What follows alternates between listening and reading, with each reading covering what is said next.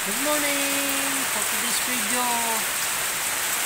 umuulan na umaga. Ayan, lakas ang ulan.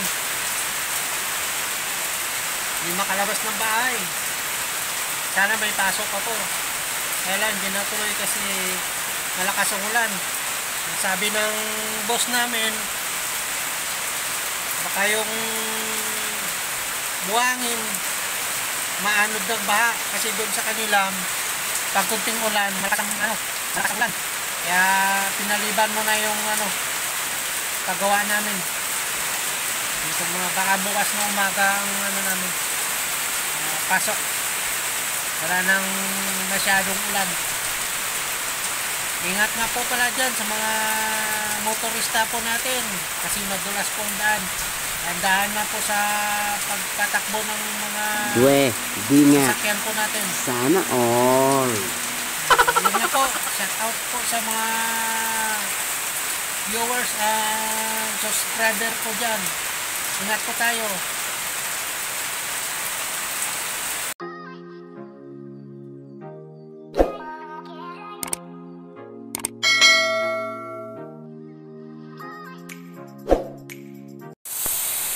Mga halaman ko tuwang-tuwa kasi nabasa na naman, nabiligan na naman sila. Ayun yung gabi, masarap yung gabi sa gata at may daing, masarap yan. Mga halaman ko tuwang-tuwa kasi naulanan sila. Lakas ng ulan, may bagyo po yata, kaya mag-ingat-ingat po tayo, lalo na po sa mga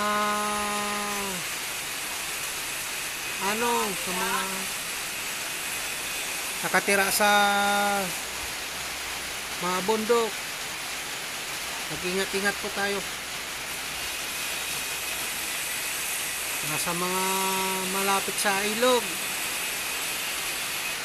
pag tumaas na po yung tubig, na po tayo, alis na po tayo para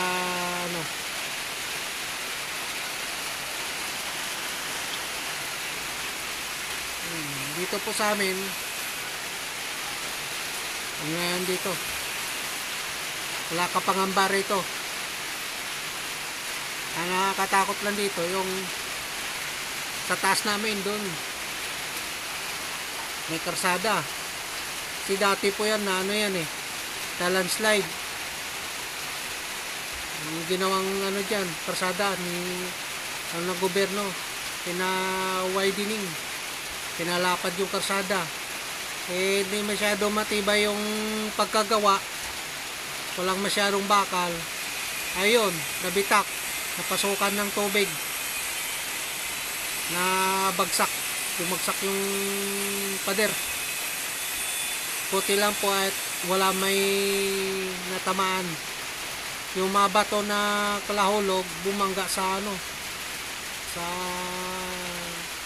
dingding ng bahay. Puti at wala naman nangyari. Kaya ingat po tayo.